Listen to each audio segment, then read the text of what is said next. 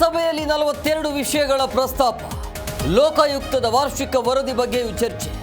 ಸಭೆ ಬಳಿಕ ಸಚಿವ ಎಚ್.ಕೆ. ಪಾಟೀಲ್ ಹೇಳಿಕೆ.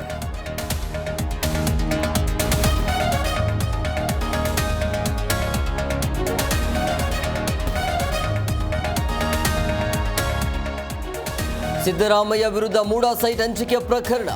ಪಾರ್ವತಿ ಬೈರತಿ ಸುರೇಶ್ಗೆ ಇಡಿ ಸಮನ್ಸ್ಗೆ ತಡೆ ವಿಸ್ತರಣೆ. ಅಂತಿಮ ಆದೇಶದವರೆಗೂ ಮಧ್ಯಂತರ ರಿಲೀಸ್.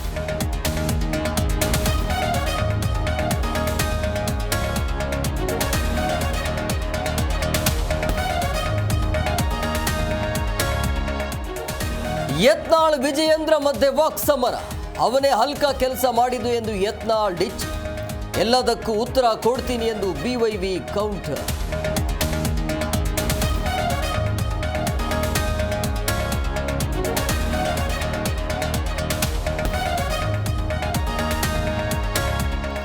ಹತ್ತು ದಿನದಿಂದ ಗ್ರಾಮ ಲೆಕ್ಕಾಧಿಕಾರಿಗಳ ಮುಷ್ಕರ.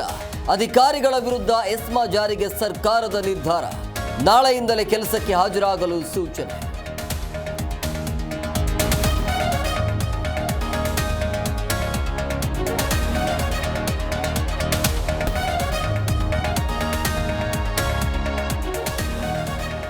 ಡೆಲ್ಲಿಯಲ್ಲಿ ನಯಾ ಸಿಎಂ ರೇಖಾ ಗುಪ್ತಾ ದರ್ಬಾರ್. ನೂತನ ಸಚಿವರಿಗೆ ಖಾತೆ ಹಂಚಿಕೆ. ಸಿಎಂ ಸಚಿವರಿಂದ ಯಮುನಾ ಘಾಟ್ನಲ್ಲಿ ಆರತಿ.